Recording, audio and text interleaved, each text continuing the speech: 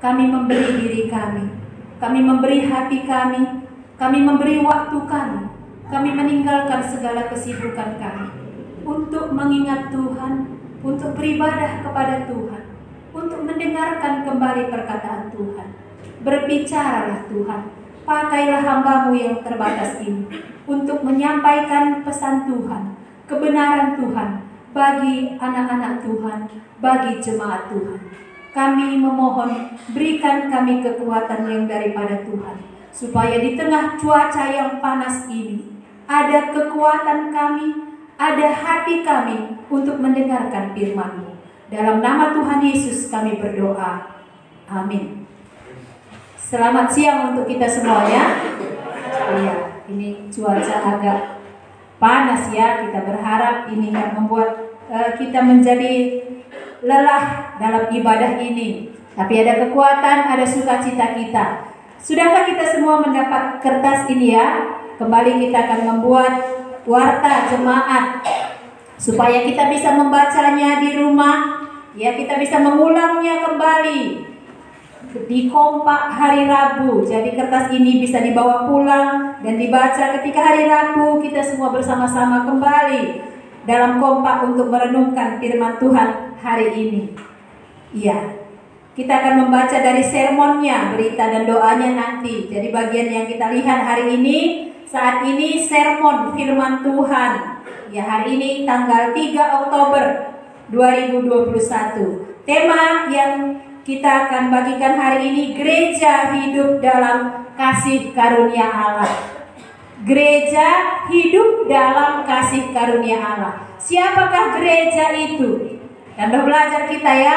Siapa rupanya gereja itu? Iya, kita siapa ini? Kurang tandes kuat jawabannya. Siapa gereja itu? Orang yang terpanggil dari yang gelap. Iya, siapa rupanya orang yang dipanggil dari yang gelap itu? Iya, ini yang mantap. Saya ingin jawabannya seperti ini. Jelas dia ya.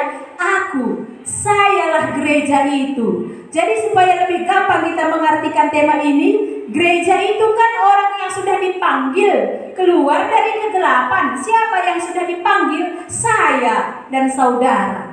Jadi gereja hidup dalam kasih karunia Allah. Saya yang hidup dalam kasih karunia Allah. Jadi bahan firman Tuhan ini untuk saya. Bagaimana saya hidup dalam kasih karunia Allah? Kan gitu ya? Ya, kita akan melihat kalau sudah tahu kita gereja itu adalah kita yang sudah dipanggil keluar dari kegelapan, saya dan saudara. Bagaimana hidup dalam kasih karunia-Nya? Apa rupanya kasih karunia? Kasih karunia itu sinonimnya atau persamaannya dengan anugerah, itu sama artinya. Iya. Kalau bahasa karunia, pemberi di bata, perkuah ate di bata atau lias ate di bata, itulah kasih anugerah. Tapi apa arti yang lebih dalam dari ini? Kita lihat ke bahasa aslinya. Alkitab ini ditulis dari dua bahasa. Perjanjian Lama ditulis dari kitab bahasa Ibrani. Ya, Perjanjian Baru dari bahasa Yunani. Kata kasih karunia sering juga didengar dalam Perjanjian Lama. Nuh mendapat kasih karunia di mata Tuhan. Pernah kita baca itu ya. Apa arti kasih karunia dalam bahasa Ibrani itu? Ken. Tambah bahasa kita ini. Tadi bahasa karunia, ini bahasa Ibraninya ken. Ken itu artinya ya perbuatan seorang pemimpin atau seorang pengusaha, ya, seorang atasan kepada bawahannya. Sebenarnya bawahan ini tidak layak menerimanya. Ini perbuatan yang baik ya, bukan perbuatan yang tak baiknya. Ken itu artinya perbuatan seorang pemimpin, ya, perbuatan yang baik seorang pemimpin kepada bawahannya, yang sebenarnya bawahan itu tidak layak menerimanya. Jadi sudah bisa kita artikan, Ken itu, kasih karunia itu perbuatan Allah yang besar kepada manusia, yang sebenarnya manusia itu tidak layak menerima perbuatannya. Itulah kasih karunia. Sama artinya dalam bahasa Yunani karis. Tadi Ibrani ken, ini karis. Makanya anak kami kasih nama Nadia Karista. Itu kasih karunia Allah di dalam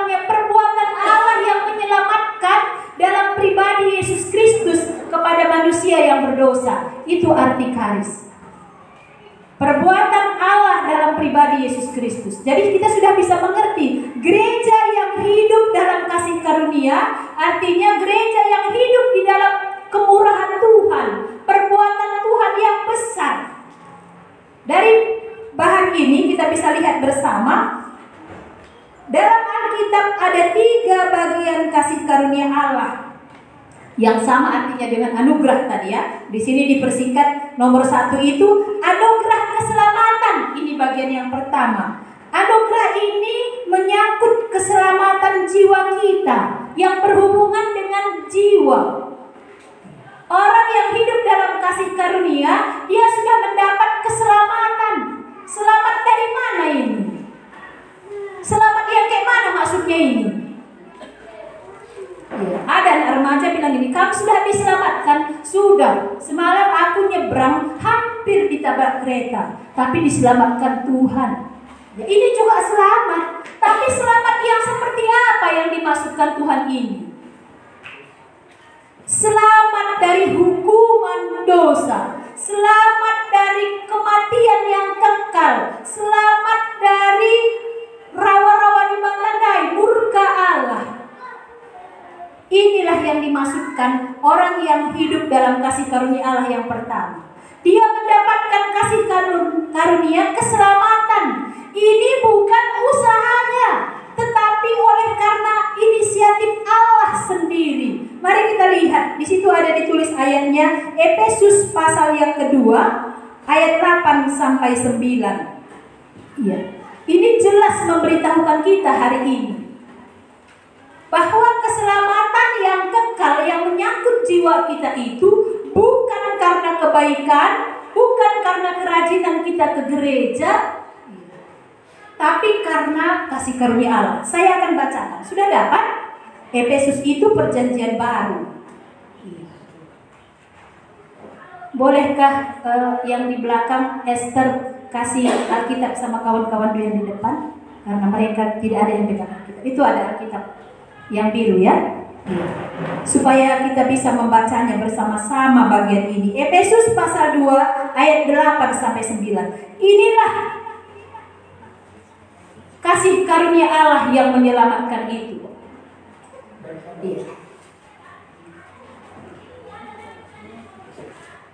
Saya akan bacakan saja, nanti dibuka ya. Efesus 2 ayat 8 sampai 9. Sebab karena kasih karunia kamu diselamatkan oleh iman.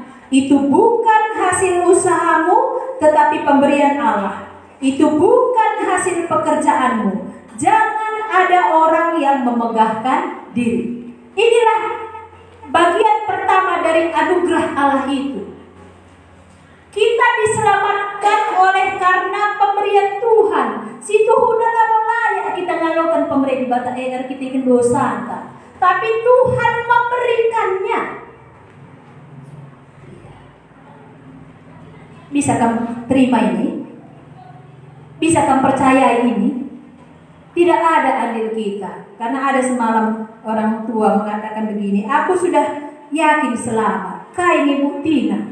Aku mau rajin ku gereja. Uga dia sabatna, ku sempatkan ku gereja. Uga dia sibuknya aku, ku sempatkan ku gereja. Maka kena hati Tuhan. Tapi tidaklah demikian kata firman Tuhan. Bukan kata saya ya. Kata firman Tuhan apa? Kamu diselamatkan oleh karena kasih karunia Tuhan. Arkiteken di bata yang punya inisiatif perbuatan Tuhan simbelindai. Tidak ada usaha kita sedikit pun di dalamnya. Inilah keselamatan yang pertama. Ada kasih karunia Allah menyelamatkan hidup kita. Mungkin nanami si pertama ya. Kalau kawannya belum dapat, tunjukkan saja halamannya supaya nggak sulit. Karena itu memang dua ya, bahasa Inggris dan bahasa Indonesia.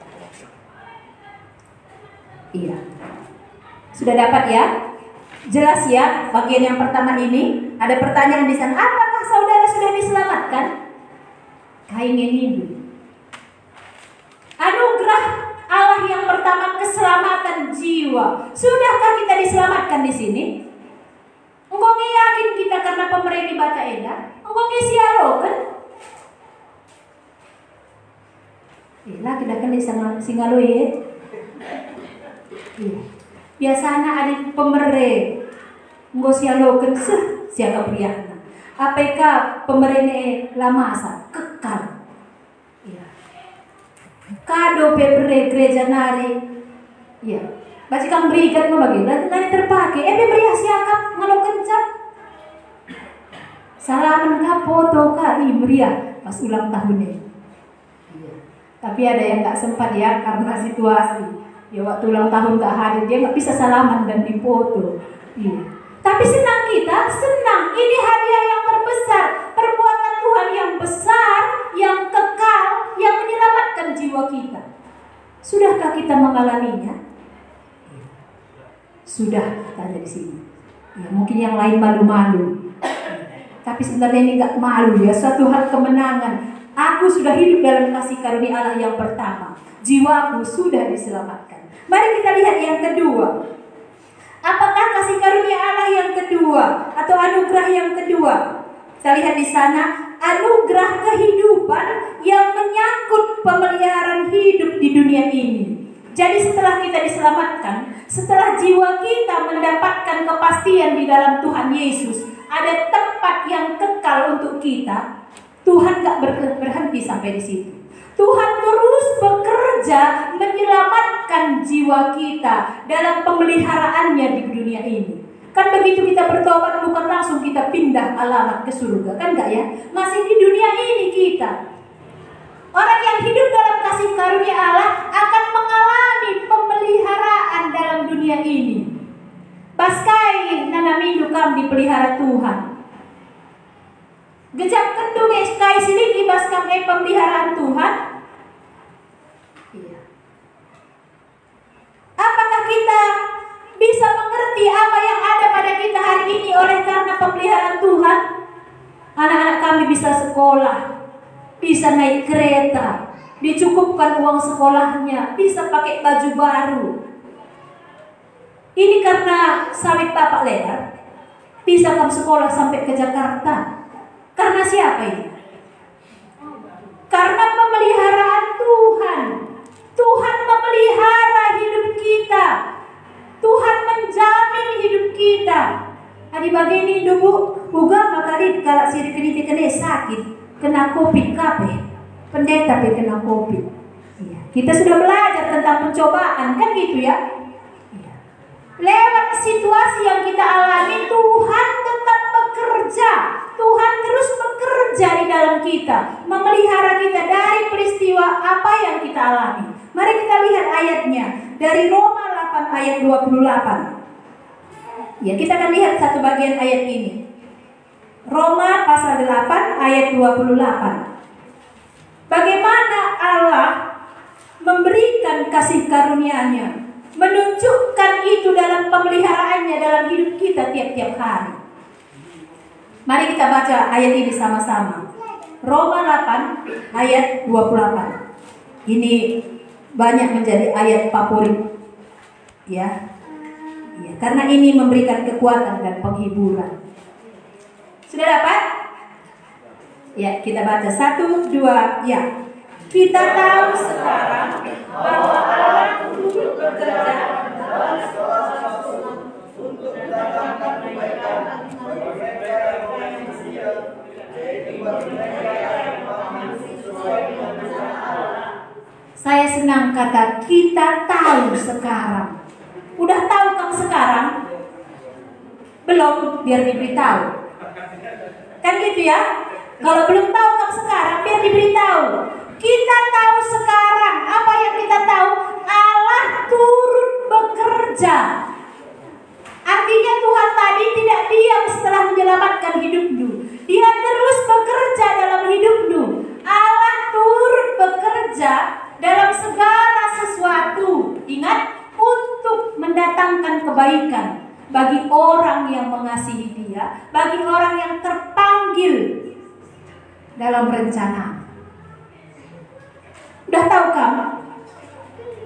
Jadi kai silip baskang oleh karena pemeliharaan Tuhan. Lah beban kegehendu. Ika suan kami pe jauh bu, adila pupuki kami lor buah. Betul. Tapi banyak orang gagal panen, dipupuk pun gagal kah. Kita bisa melihat ini pemeliharaan Tuhan, berkat-berkat Tuhan. Engkau nanen minus ya? Ada pertanyaannya ya, apakah saudara sudah diberkati? Ada berkat yang didapatkan oleh karena kita hidup di dalam kasih karunia Tuhan. Lewat situasi pandemi ini, ada banyak orang mengatakan, mohon adikku kuru-kuri, COVID mendatangkan kebaikan. Adina bagi labu kami rubah kerina. Lah pernah pulung. Kencang COVID ngurusur kami pulung. Gorasman. Wah, satu keluarga bersyukur karena ada COVID kata. Satu keluarga lagi bilang, karena COVID engkau hemat nah. Lah, nara pindu jalan-jalan, pindu kumol. PPKM. Jadi ada yang disimpan, tidak banyak lagi pengeluaran. Allah turut bekerja. Bisa kita melihat hal-hal yang baik dari situasi yang Tuhan izinkan yang sulit. Lewat sakit kita seorang bapak di Bahorok. Ya, saya sebutkan saja namanya ya karena kita berdoa untuk dia. Bolang Hana, 2 minggu yang lalu ya, dia bersaksi. 2 bulan lagi saya genap setahun stroke katanya. Iya, kemana pun gak bisa. Selama ini dia tokeh getah, tidak pernah bisa ke gereja. Ya, karena hari Minggu di sana pasaran getah. 2 bulan lagi genap setahun. 6 bulan waktu saya sakit, saya mau belajar. Harapan saya satu, supaya saya sembuh, supaya saya pulih, saya bisa kerja. Tapi 7 bulan masuk ke 7 bulan, saya mengingat ini rencana Tuhan. Rakitikin magbuhat dengan ngati Tuhan manpangku. Adi sehat daya aku lokudat berita si meriah Tapi lewat sakitku setro eda, engkau kudat kemalaman hati ibas Tuhan. Lanai aku mindo sehat. Tapi kau belum aku mengadakan cap pujur Tuhan, sakit aku bandu, baji aku ke gereja. Hari ini setiap kali dia ke gereja, ongkosnya ke gereja 40.000. Naik becak karena dia nggak bisa naik angkot, naik PS, dia harus nggak bisa pakai selop ya, melangkah pun sulit. Tapi setiap minggu, hampir setiap minggu sangat-sangat jarang dia absen. Dia rela karena ada keriahan ukur. Lewat situasi sakitku ini aku sangat bersyukur. Ingat Tuhan kebaikan aku. Adilah aku ingat terus ngaku berbuat dosa. Karena selain aku bekerja menjadi toke getah, aku berjudi, aku melakukan perbuatan yang gak baik. Aku melupakan istriku, aku jarang pulang. Itu yang dia saksikan. Betul ya? Ya, ini ada pria yang sama-sama kami mendengar kesaksiannya dan saya sangat bersuka cita. Kalau sebelum-sebelumnya tiap kali kami datang, kata wari nih aku pepalam Tuhan dai. Lihat nggak kekelengan Tuhan dai? Itu selalu pertanyaannya. Tapi hari ini kita bersyukur, dia bisa melihat lewat sakitnya yang sudah separuh tubuhnya ini mati rasa, tidak bisa merasakan apa-apa, melangkah sulit. Dia bisa melihat kasih karunia Tuhan. Allah turut bekerja dalam segala sesuatu untuk mendatangkan kebaikan. Dalam situasi sakit, bisakah kamu melihat ada kebaikan Tuhan? Bisakah kamu melihat perbuatan Tuhan yang besar?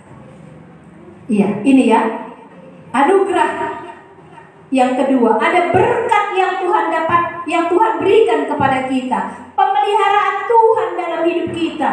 Bukan berarti setiap orang yang sudah diselamatkan itu mulus jalannya, tidak pernah punya masalah. Justru dalam pencobaan itu, dalam dia menghadapi sakit itu, di situ dia melihat Allah bekerja dalam hidupnya. Iya. Adik lenggak kau pernah mengalami perbedaan bas gelundu, labo berdewasa kam ibas iman. Tapi orang yang sering mengalami pergumulan, dia akan dibentuk menjadi semakin dewasa. Karena ada Tuhan bekerja. Satu ayat lagi bisa kita lihat dari masih kitab Roma pasal 8 ayat 35 sampai 39. Ini agak panjang ya. ayat ini, Roma 8 ayat 35 sampai 39. Inilah bentuk kasih karunia Allah, anugerah Allah dalam kehidupan kita yang menyangkut pemeliharaan hidup kita di dunia ini. Kita lihat sama-sama bagian ini. Saya bacakan, siapakah yang akan memisahkan kita dari kasih Kristus? Penindasan atau kesesakan atau penganiayaan atau kelaparan atau ketelanjangan atau bahaya atau pedang. Seperti ada tertulis, oleh karena engkau kami ada dalam bahaya maut sepanjang hari. Kami telah dianggap sebagai domba-domba sembelihan. Tetapi dalam semuanya itu kita lebih daripada orang yang menang oleh Dia yang telah mengasihi kita. Sebab aku yakin bahwa baik maut maupun hidup, baik malaikat-malaikat maupun pemerintah-pemerintah, baik yang ada sekarang maupun yang akan datang, atau kuasa-kuasa, baik yang di atas maupun yang di bawah, ataupun sesuatu makhluk lain, tidak akan dapat memisahkan kita dari kasih Allah yang ada dalam Kristus Yesus Tuhan kita. Tidak ada yang bisa memisahkan kita dari kasih Allah. Inilah bentuk anugerah Allah dalam pemeliharaan hidup kita. Ada seorang mengatakan begini, saya takut vaksin. Kenapa? Karena katanya nanti kartu vaksin itu akan menjadi chip pembayaran. Inilah akan yang menunjukkan angka 66 itu. Saya takut, saya nggak mau vaksin. Wah, ini berita dari mana kamu dengar? Saya bilang, iya, ini akan terjadi. Kan ada dulu beritanya, ya, suatu negara akan menciptakan mata uang yang sama. Kita akan dipaksa untuk menggunakannya. Ya, ini akan terjadi ini. Kartu vaksin ini nanti akan membuat kita tahu di mana kita berada. Aku login vaksin, katanya. Mari kita lihat bagian ini. Di mana Tuhan dalam situasi ini? Apakah Tuhan tidak memeliharakan hidup anak-anaknya? Tidak ada yang bisa memisahkan kita dari kasih Allah. Apakah itu penguasa-penguasa, pemerintah atau makhluk lain yang dikatakan yang akan muncul antikristus yang menyerupai apa yang aneh? Ya. Jelas dikatakannya di sana. Siapa yang bisa memisahkan kita? Tidak ada kuasa yang lain, pemerintah, penyakit, penderitaan atau makhluk lain. Tidak ada yang bisa memisahkan kita dari kasih Kristus. Inilah jaminan pemeliharaan Tuhan dalam hidup orang-orang yang sudah mengalami anugerah Tuhan. Jadi di Batandai Labo sini, Dia terus bekerja sampai hari ini dalam hidup saya dan saudara. Ini poin yang kedua. Mari kita lihat yang ketiga. Apa bagian kasih karunia Allah yang ketiga? Kita lihat nomor 3 di kertas kita. Anugerah pelayanan yang menyangkut karunia rohani, kesanggupan pelayanan. Ini dia. Kasih karunia Allah itu bukan hanya sampai menyelamatkan hidup kita, memeliharakan kita, tapi Dia menyangkupkan kita untuk terlibat dalam pelayanan. Kita sudah belajar tentang karunia. Tiap-tiap orang yang sudah diselamatkan, Tuhan yang menaruh karunia dalam hatinya, dalam hidupnya, untuk bisa dipergunakan untuk kepentingan bersama, lanai untuk dirinya sendiri. Jadi mari kita renungkan. Kalau aku sudah diselamatkan, aku sudah dipelihara Tuhan dalam hidupku, ada yang Tuhan berikan juga di dalam hidupmu. Itulah kesanggupan untuk melayani. Ada karunia yang Tuhan berikan. Nanti kita bisa lihat ayatnya di 1 Korintus 1 ayat 4-9 ini. Jadi ini ketiga kasih karunia Allah ya, yang digambarkan dalam Alkitab. Apa tadi yang pertama? Anugerah dalam Ada 3 tadi ya, kasih karunia Allah atau anugerah Allah. Apa yang pertama? Anugerah keselamatan. Engkau dandu? Yang kedua anugerah apa?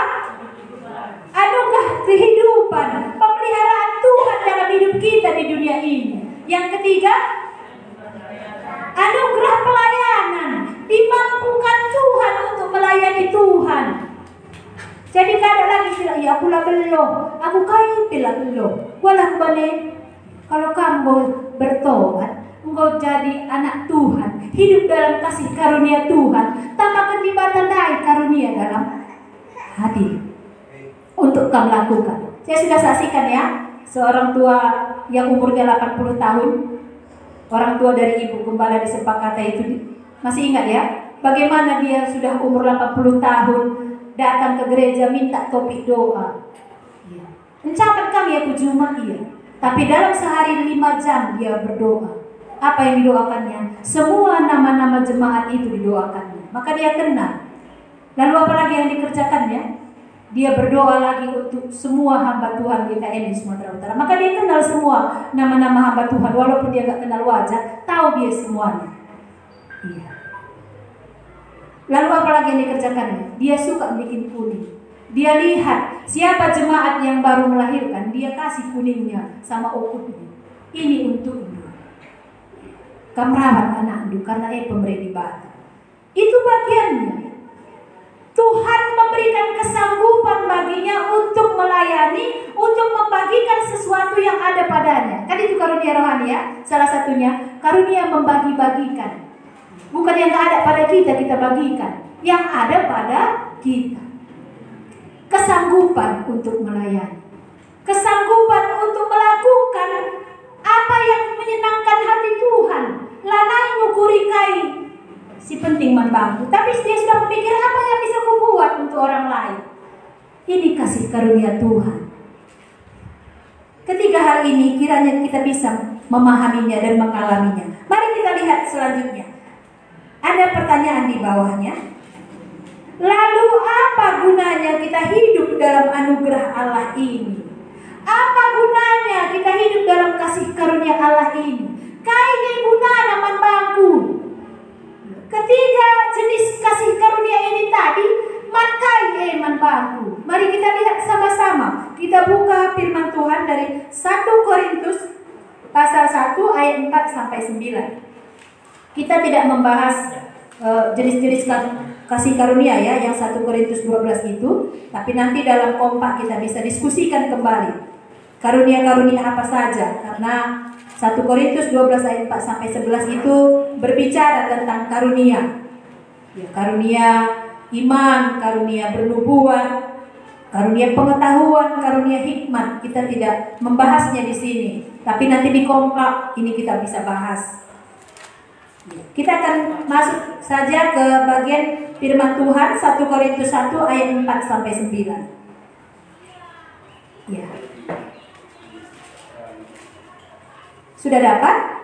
Kita akan baca bagian firman Tuhan ini satu ayat karena di situ ada dibuat ya, ada 5 kegunaannya. Ya. Ada 5 hal yang bisa kita dapat kalau kita hidup dalam kasih karunia Allah, anugerah Allah. Mari kita baca sama-sama ayat 4. 1, 2, ya. Aku senantiasa bersyukur pada Allah atas kasih karunia Allah yang dianugerahkannya kepada kami dalam Kristus Yesus. Iya. Apa yang bisa kita dapat di sana? Kita bisa bersyukur. Aku senantiasa bersyukur karena kaini kan bersyukur.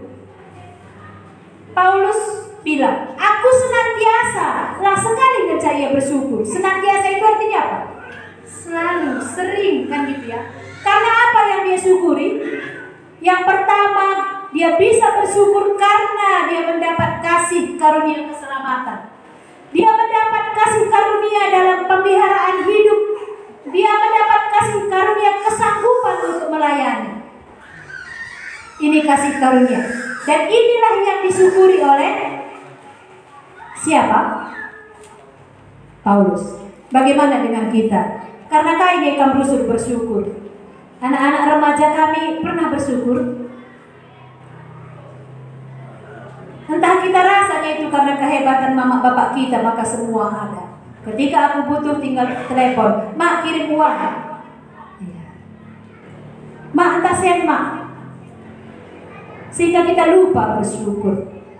Karena apa kita bersyukur hari ini? 3 hal tadi diberitahukan kepada kita. Ini alasan bersyukur. Aku bersyukur karena aku diselamatkan. Aku bersyukur ada pemeliharaan Tuhan. Sekalipun dalam pemeliharaan itu kadang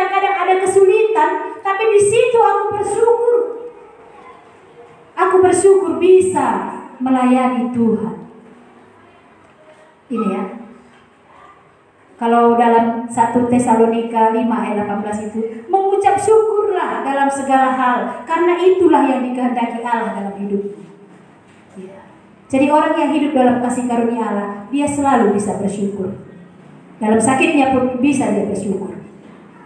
Dalam kesulitan pun bisa dia bersyukur. Yang kedua, mari kita lihat ayat yang ke-5 dan 6. Saya akan membacakannya.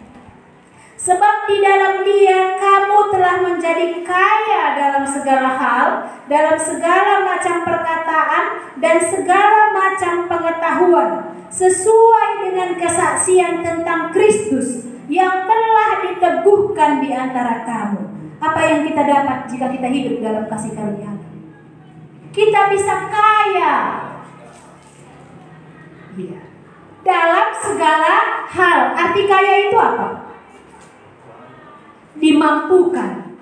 Ya, kalau orang miskin nggak mampu. Kaya itu dimampukan. Orang yang hidup dalam kasih karunia Allah mampu mengatur kehidupannya, sehingga dia bisa dikatakan kaya, khususnya dalam perkataannya dan dalam pengetahuannya. Dalam hal materi, saya bisa menceritakan kesaksian seorang yang kami layani dulu, orang tambak ya. Dia bilang seperti ini. Dulu waktu itu masih mahal getah. Sebelum kami belajar firman Tuhan, sebelum kami dari gereja datang ke rumahku, karena dia jauh sekali-sekali cuma dia ibadah ya, transportnya nggak ada. 1 minggu 700 alokan kami sen getah. Sebulan 2.800.000 bahkan lebih. Tapi Bagep anaknya cuma 1, belum besar kali. Ya, Bagep ini utang kami basket deh. Kekurangan alat kami. Tapi setelah kami belajar firman Tuhan, 500 nari ngecatat kami pada minggu. Sebab hari Minggu lah naik dia ke gereja ke ladang, karena ada hamba Tuhan yang datang ke rumahnya ya, karena mereka tidak punya transport keluar. Jadi mereka udah siap menunggu di rumah, dan kadang di hari tertentu ada PA, mereka tidak full di ladang. Jadi sudah berkurang penghasilan getahnya, hanya 500. Jadi 1 bulan hanya 2 juta. Kuidah perbahanan Tuhan J. Ajarina kami menggunakan uang yang 2 juta ini. Lanai utang kami pas gede. Lanai pernah kami utang. Dia si 2 juta ini. Ngerti ya? Orang yang hidup dalam kasih karunia Allah dimampukan Tuhan mengatur kehidupannya, mengatur gaya hidupnya, perkataannya, pengetahuannya. Inilah orang yang hidup dalam kasih karunia Allah. Lalu buat buena sena, maka dia dibilang diberkati Tuhan. Tapi dari yang sedikit itu dia dicukupkan dan tidak kekurangan. Ini artinya kaya. Ya. Satu contoh lagi. Kita mengenal ya, ini kesaksian langsung keluarga Bapak Rani. Kita mengenal hidup mereka. Saya mengenal dua-duanya karena saya dulu bersama Ibu Marlina merintis ke Kampung Antara. Dulu mereka baru menikah dan sangat muda. Ya. Mama Rani itu tamat kelas 2 SD, mau naik ya, dia berhenti. Umurnya baru 12 tahun dia menikah.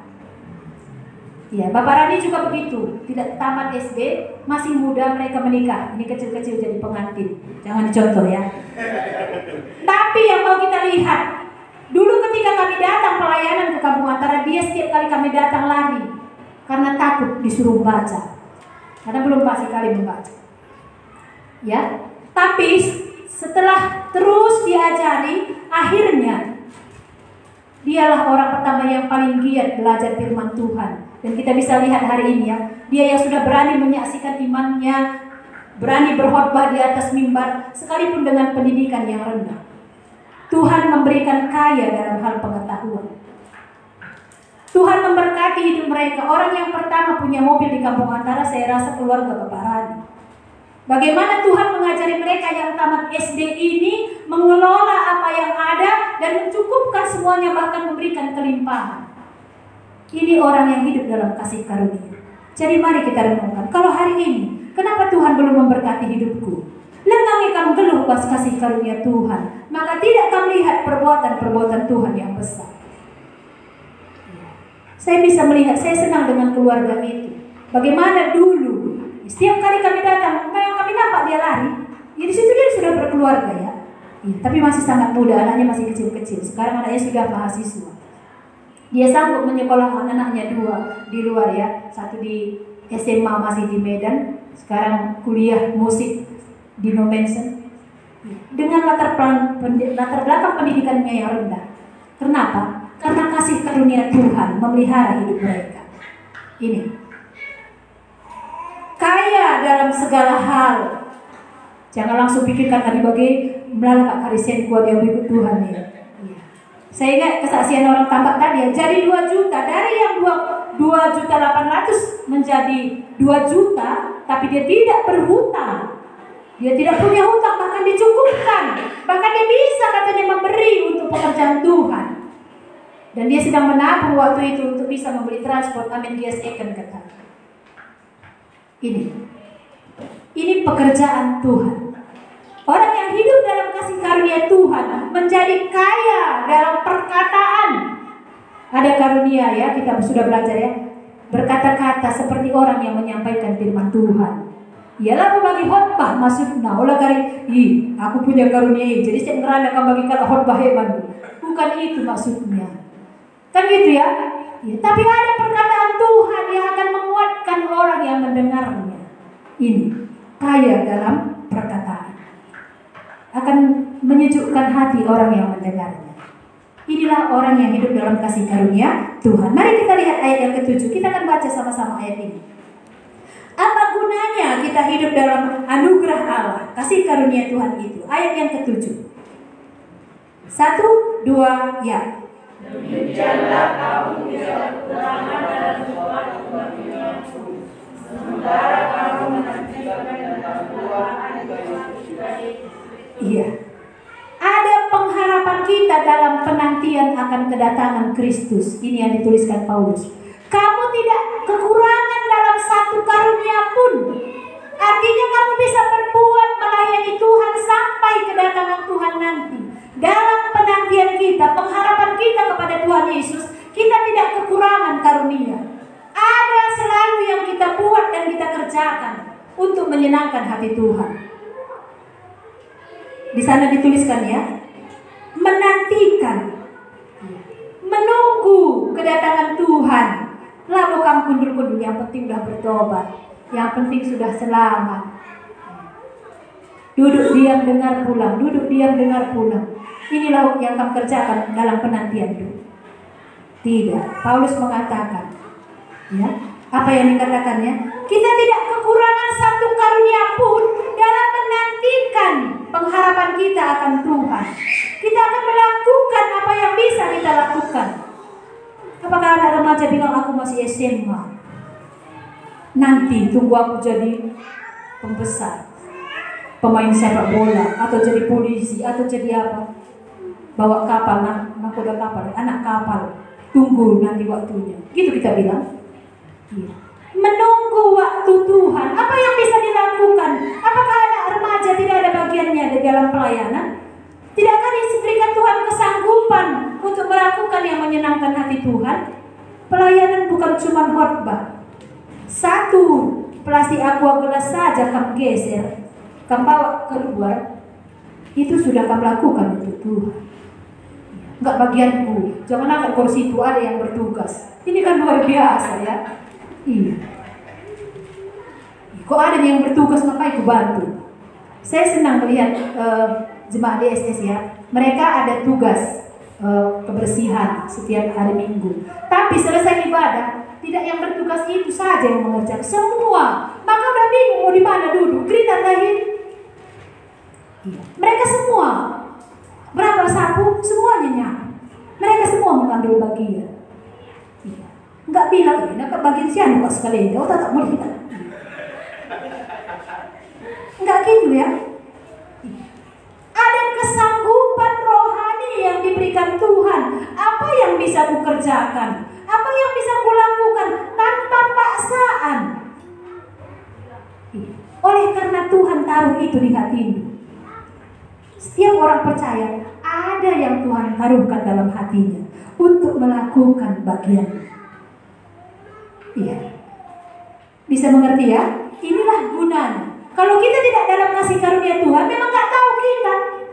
Kai nge baci ku bana kur kai pekap la bello he. Kadang aku pelorit man ku berenku. Iya. Karena kita nggak tanya Tuhan. Tuhan kai nge si baci ku lakukan menunggu waktu Tuhan datang. Menantikan waktu Tuhan itu. Ada pengharapan kita, ada yang kita buat. Kita lihat ayat yang berikutnya, ayat yang ke-8. Saya akan bacakan ayat ini.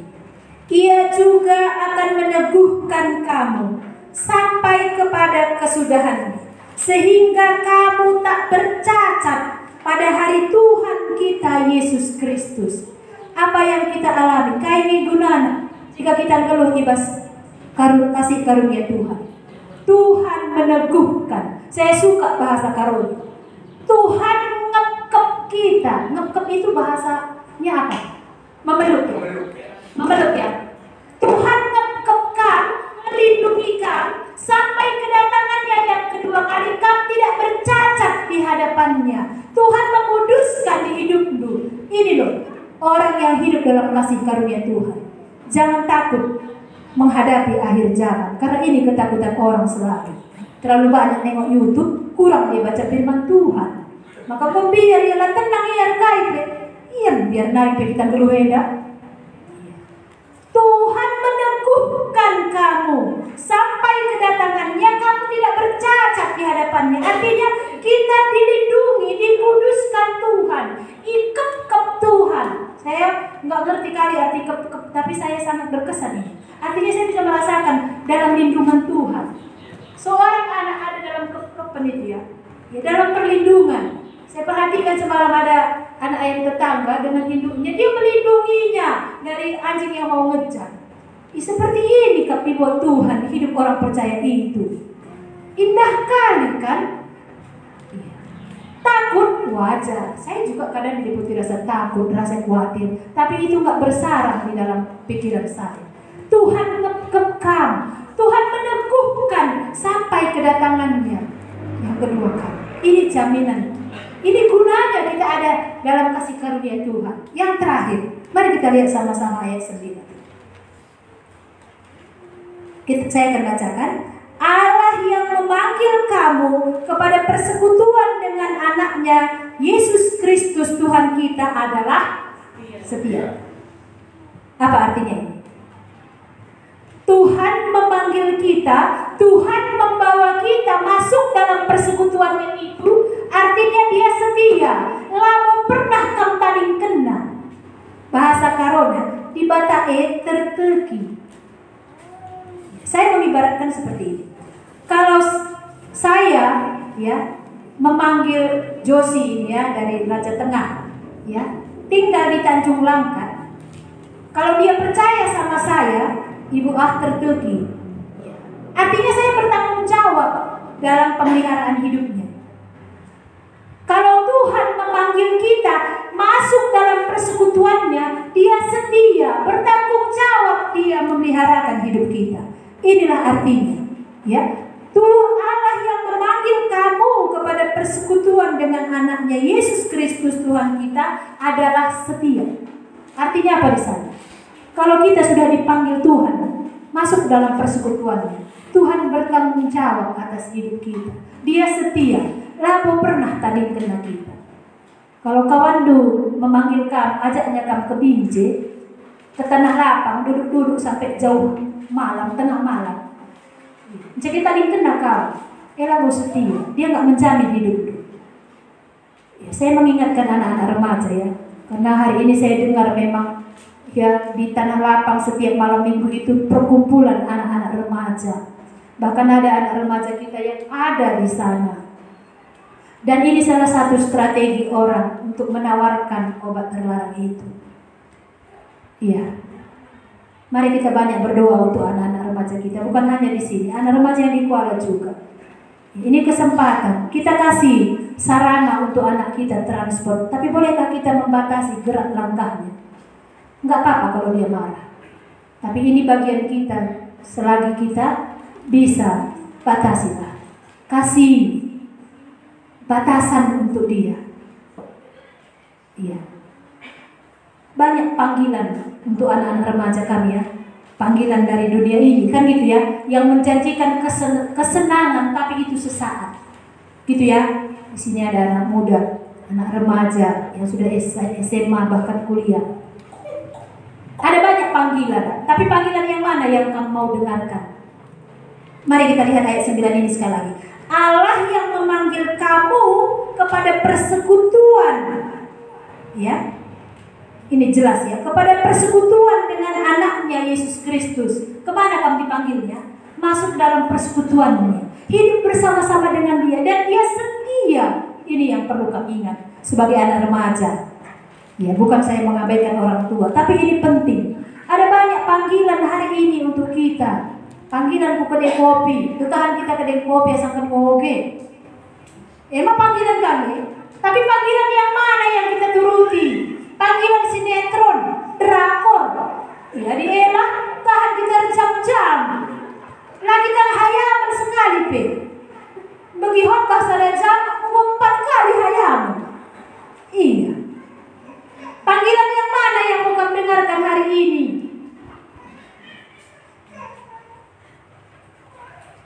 Panggilan Tuhan jelas. Dan dia yang memanggil kamu itu setia. Saya senang bahasa karo tadi ya. Di bangka si kalau kita terkikal. Bisa dipercayai. Ada remaja panggilan teman-teman itu nggak bisa dipercayai. Ada uang oke, dia akan ramah sama anda. Tapi ketika nggak ada uang dulu, situ kau ya. Tinggalkan di kita, kan gitu ya. Iya. Mari kita merenungkan ini. Betapa indahnya kalau kita ada hidup dalam kasih karunia Allah. Gereja hidup dalam kasih karunia Allah. Saya hidup dalam kasih karunia Allah. Dan inilah yang kudapatkan. Aku bisa bersyukur senantiasa. Aku kaya dalam segala hal. Apalagi yang dituliskan di sana. Aku bisa menantikan pengharapan akan Kristus itu. Aku tidak kekurangan karunia di sana. Aku diteguhkan. Bahkan aku dijaga hingga tidak bercacat. Aku dipanggil dalam persekutuannya. Inilah indahnya hidup di dalam kasih karunia Tuhan.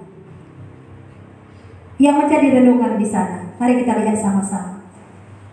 Sekarang Allah yang setia memanggil saudara supaya mengalami kasih karunia-Nya. Lalu apa respon saudara terhadap panggilan Tuhan yang indah ini? Tahu respon? Kai reaksi dulu. Adi teman dulu ngelebuh kam, kai respon dulu. Uwe nak jumpa jah kita ya. Kan gitu langsung responnya ya. Tapi ini panggilan Tuhan yang indah ini, kai respon dulu. Apa yang menjadi sesuatu yang kita akan lakukan untuk Tuhan? Apa respon kita? Saya harap ngerti bahasa ini. Setelah mendengar panggilan Tuhan ini, apa yang menjadi respon kita? Ambillah keputusan yang bulat untuk hidup saudara sebelum terlambat. Sudah ditunjukkan kasih karunia. Ada 3 tadi. Kalau kamu bilang nomor 1 nggak mau jelas, nomor 2 itu dah itu nggak cocok juga. Kita bisa melihat pemeliharaan Tuhan jauh kurani, pagi kurani, lembuku banyak. Pemeliharaan Tuhan kita bilang. Tapi juga karena keselamatan dulu, nggak butuh. Ini harus sejalan. Yang pertama sekali anugerah keselamatan jiwa. Lalu kami bisa melihat pemeliharaan Tuhan. Orang yang sudah mengalami pemeliharaan Tuhan, dia akan ditaruh Tuhan hati yang mau melayani sesuai dengan karunia yang ada. Ya. 1 Korintus pasal 12 itu kita tidak buka ya, ayat 4 sampai 11 itu nanti bisa dibaca di rumah. Itu berbicara tentang karunia-karunia yang ada. Karunia pengetahuan, karunia iman, karunia berbahasa roh, menafsirkan bahasa roh. Ya, itu ada banyak karunia yang diberitahukan di sana. Tapi manakah karunia kita? Kita tanya Tuhan. Setiap orang percaya ada Tuhan taruh dalam hatinya. Ya, jadi inilah firman Tuhan. Kita akan berdoa supaya kita mengalami ketiga. Kita mengalami keselamatan jiwa, kita mengalami pemeliharaan Tuhan, kita dimampukan, disangkupkan untuk melayani Tuhan. Dan betapa indahnya Kalau kita hidup di dalam kasih karunia, kita bisa bersyukur, kita bisa menjadi kaya di dalam Tuhan. Kita bisa menantikan pengharapan yang daripada Tuhan. Kita diteguhkan, kita ada dalam persekutuannya. Mari kita berdoa.